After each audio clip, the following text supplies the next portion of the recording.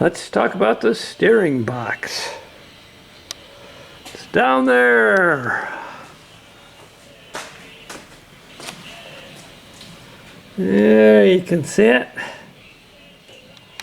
In fact, what you're looking at is the adjustment.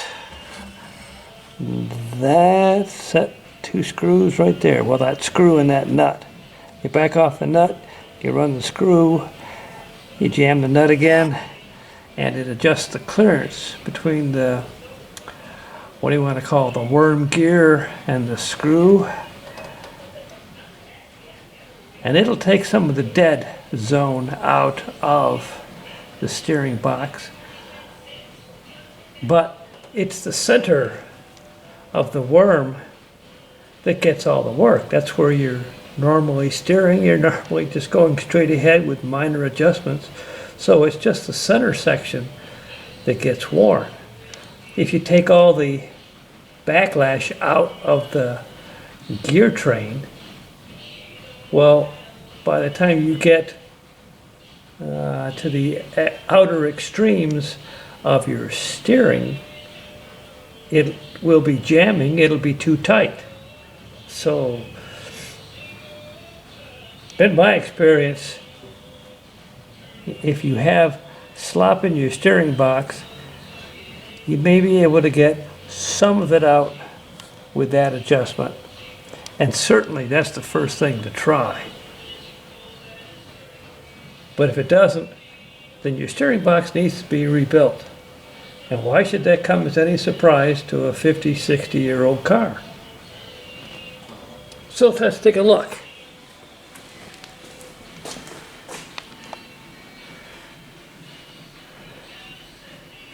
Now in that position, you know, I'm tight.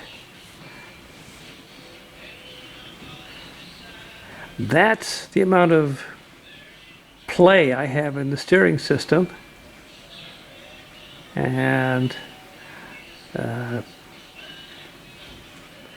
is about twice the play that you really want to have.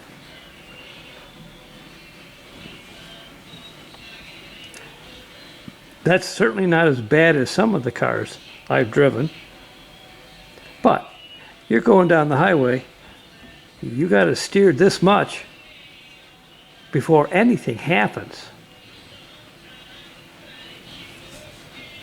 That indication that you've got a probably slop in your steering box, time to get it rebuilt. Rebuild of the steering box is,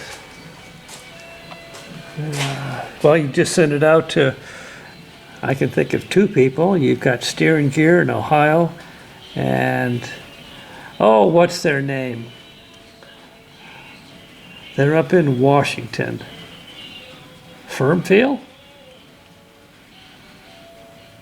Well, there are at least two places where you can send your box.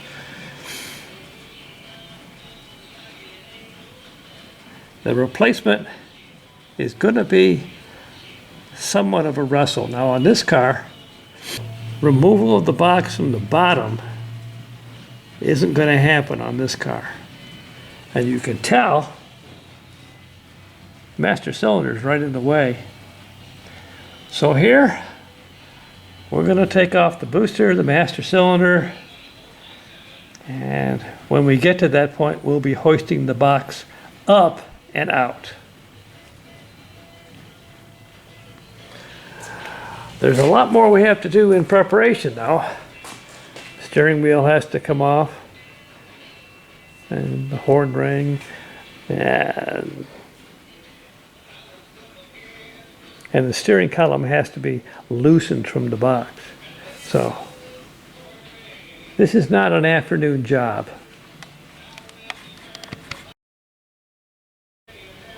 This is the rebuilt box. I had a spare. I sent it out, got it back. So it's just waiting for us to get that far. 43 pounds, that's the shipping weight. So it's UPSable, it's not impossible to handle, but you know, 43 pounds will put a big nasty dent into your fender if you're not careful.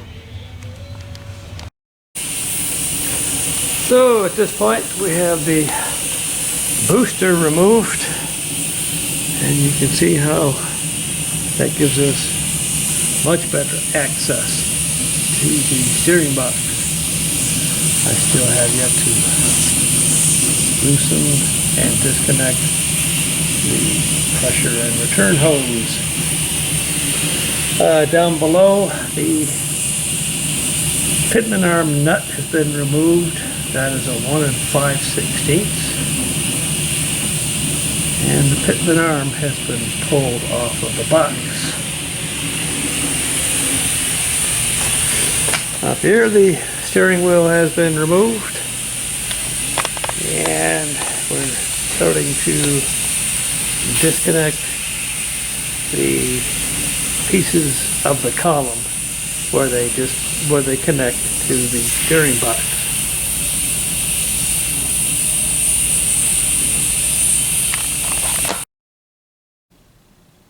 Continuing with the steering box removal, working on the steering column shaft.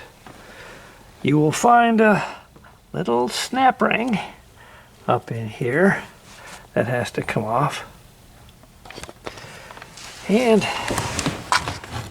the boot down there has to have the screws come out of it. They are 5/16. This is all covered in section 19 of the steering box section. And now you can see that I've gotten the shaft loose, and I've been able to coax it a little bit off the steering box. So we'll just continue with that idea. There you can see that I've loosened the clamp, removed the bolt, and I've got a gap started. One thing, don't forget that the steering box is full of fluid, and you're going to make a heck of a mess once you start disconnecting the hoses and lifting. So I'm going to drain the box as best I can in place by putting a pan underneath of it and rotating it back and forth, which should pump out some of the fluid. But have your speedy dry ready. You're gonna need it.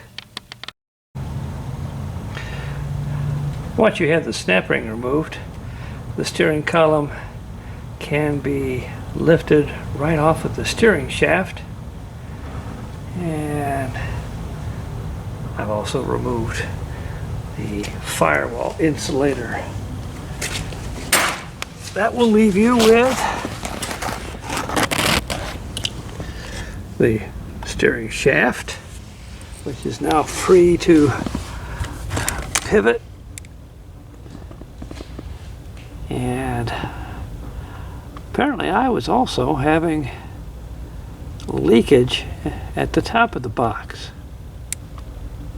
Well, it's coming out anyway. Now you'll see a pin down here that is restraining the shaft from the box. That has to come out. And you'll also see there are some rubber insulator there. And there's also the horn ground in there.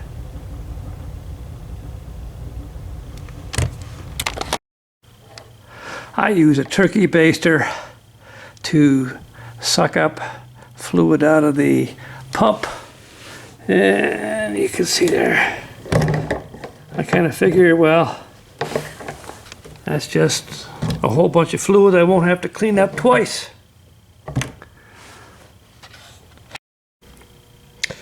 Getting ready to remove the steering box.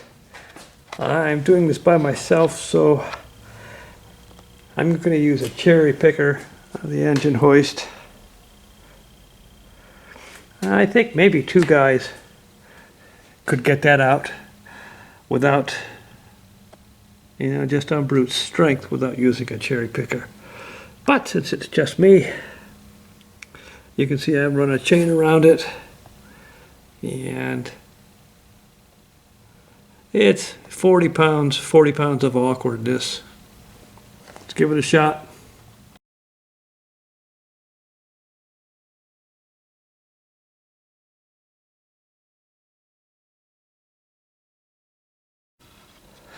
While you have the steering column apart, take a minute and shine up this copper ring.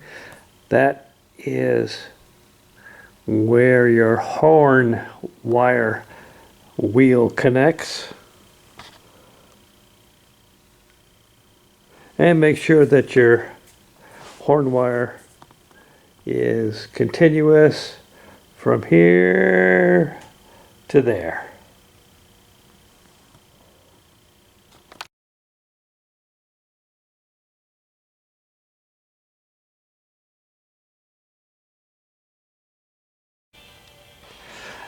This steering box came back with some of the parts in a plastic bag and this note that says you gotta flush the power steering system because the old fluid is likely contaminated.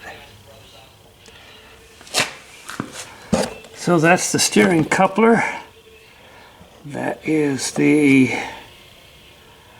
return or low pressure discharge. It will take 2 O-rings. That is the fitting for the high pressure hose, and that is the key for the coupler.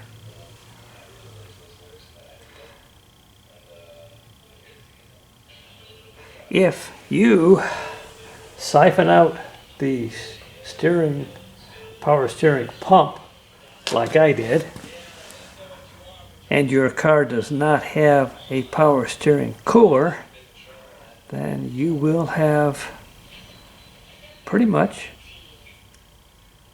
pushed the old fluid out.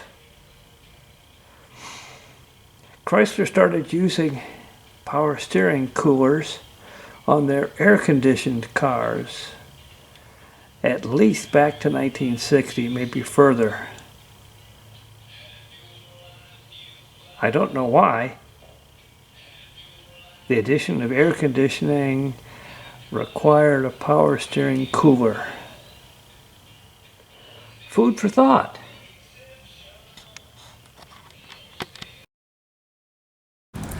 And we're back to work. We had a foot of snow yesterday.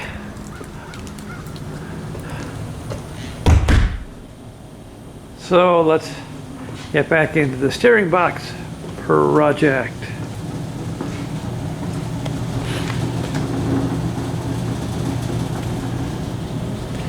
So here's our box. It came back painted. It should not be painted. Steering boxes are natural finish. I didn't tell them not to paint it. Perhaps I will do that next time. So the immediate thing, we need to address the orientation of the coupler to the input spline. So I talked to the guys at Steering Gear, and I asked them why they did not return the box with the spline already on it. And he says because they wouldn't know how to orient it. Okay.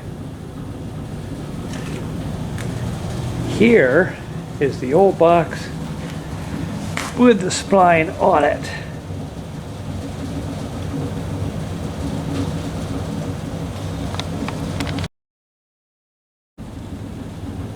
Now you probably won't be able to tell, there is no master spline on this input shaft. So you can put the coupler on in any position you want, and that would be a mistake. So back to the old box, it still has the coupler on it. There are 3 1/2 turns lock to lock. 1, 2, 3, and a half. So if you're trying to find straight ahead, or let's call it 0, it's half a 3 1/2, 1.75.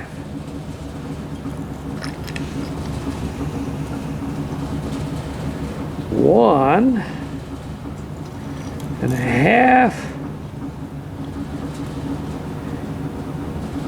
and 3/4.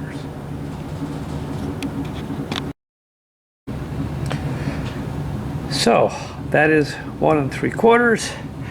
And if you happen to look, you'll see that the release pin is lined right up.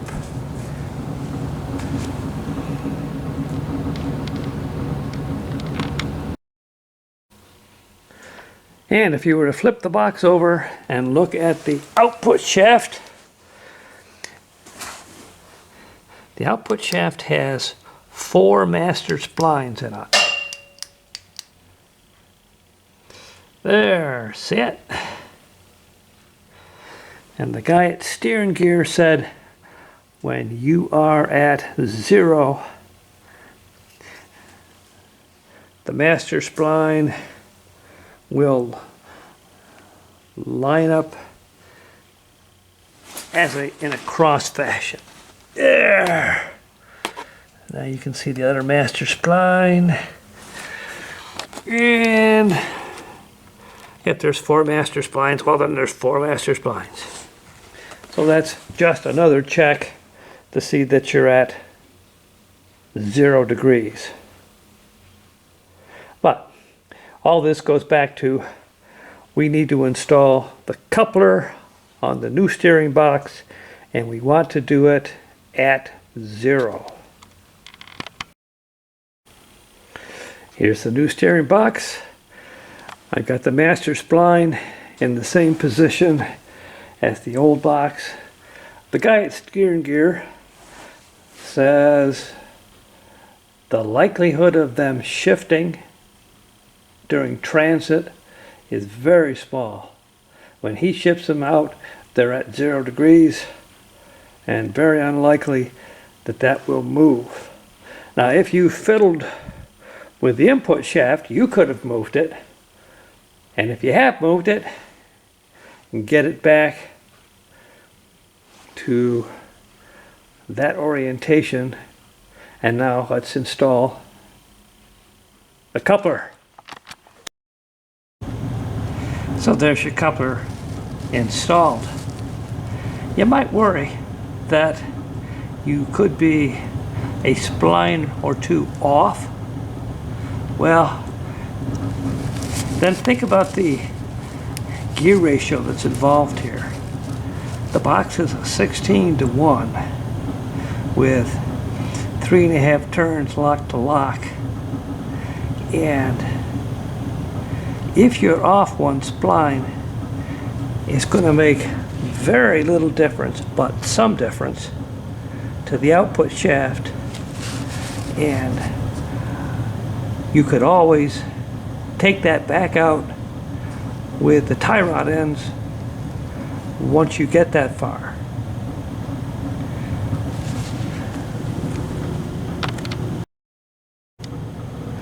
Now, let's not get ahead of ourselves, but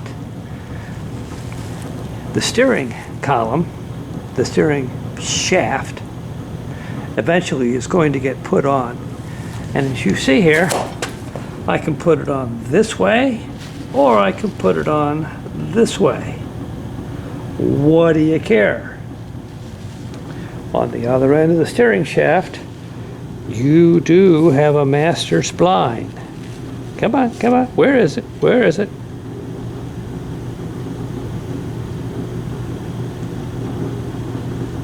There it is. That master spline will line up with the steering wheel. So potentially you could put this all back together and end up with your steering wheel upside down going straight ahead.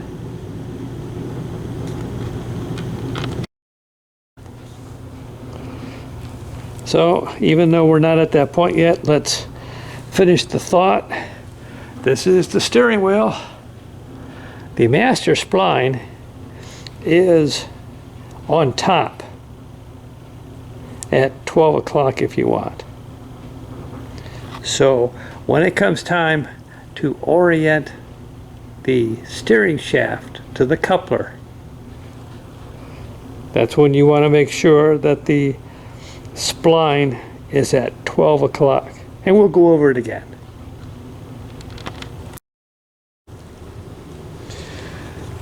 You can see that I have dressed up the contact ring here.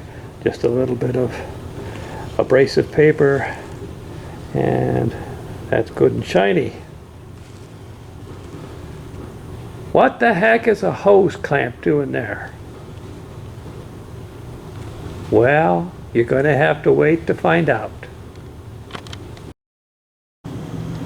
Getting ready to install the new box. You notice, let's see if I get some light on it here for you.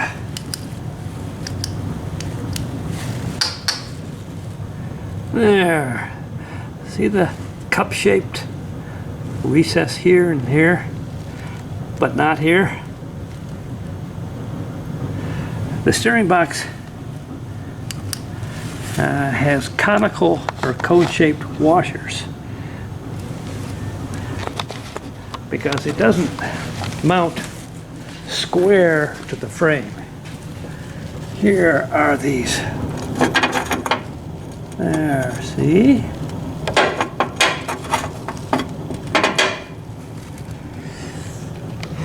So, in order to give the box the ability to find its own position, they have to put this swivel mechanism in it, and they do that with the cone washers. So just don't forget that you need to install them. For instance, this one has to go cone side up and goes on the end of that bolt sticking out there. That'll be the first one that I try to catch.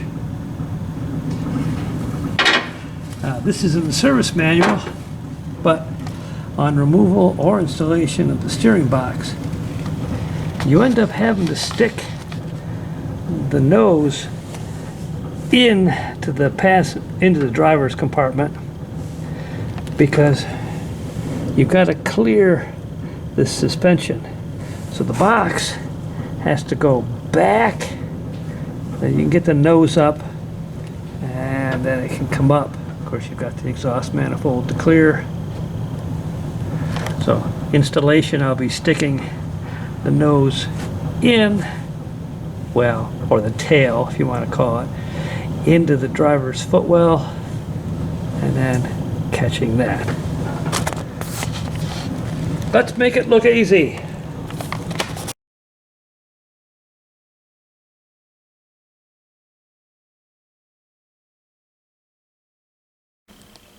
So there's your box installed. If I had to do it again, I would rig the chain hoist so that the nose was lower. I should say, I'd rig it so that the tail was lower. In other words, I want that end to go down and then in, as opposed to I had it elevated and then had to drop this end in order for that end. It can be done, just you know, if I had to do it again. And if you look, I suppose you could access the steering column coupler pin from here without too terrible much trouble. but I'd rather not. So the box says, the instruction manual says, put the box in, but don't tighten it. Leave it loose, because now we have to work on the other side, the steering column side, and getting those parts to align with the dash. We do that first, and then we tighten the box. Anyway, I'm glad to have that much done. So the steering box is installed finger tight, and I have installed the steering column shaft.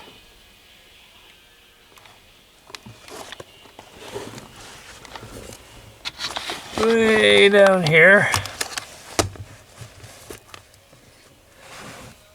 That's a 5/32 pin that I've just put in.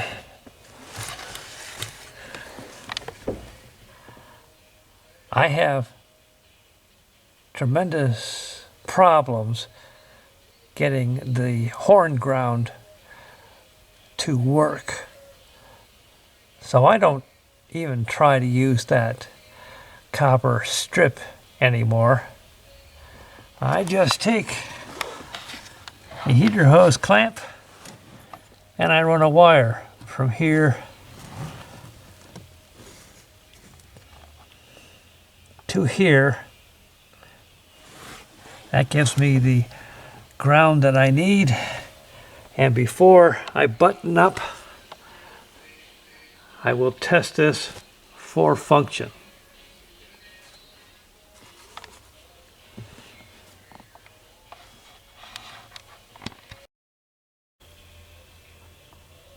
There's the jumper wire installed. So that is the juice for, that's the 12-volt supply for the horn. That connects that ring, which of course without the jacket on the column is not connected. So we'll take a jumper and we'll feed that. Then we will take the horn wire, which here, we'll take it to ground and check for horn. I just did that. I don't have 3 hands, so I can't do everything at the same time. But that tells me I've got a steering shaft ground, and we can move on to the next step. Getting that snap ring in. That can be quite an adventure, especially if you're doing it by yourself. So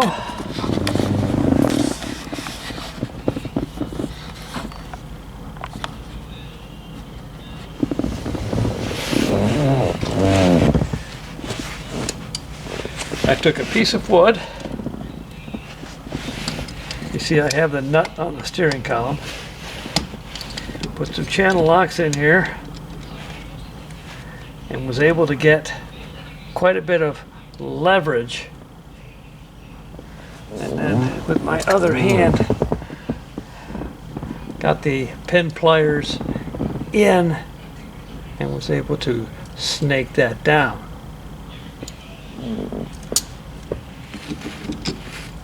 I hope I remember how I did it last time next time.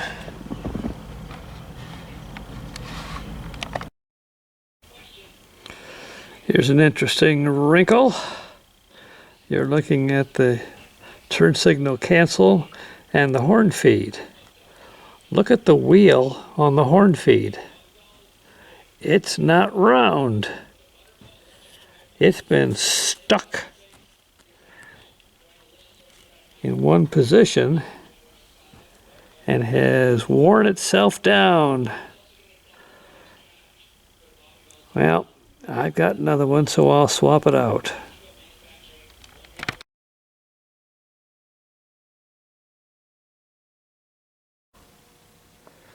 If I had to do it again, some helpful hits.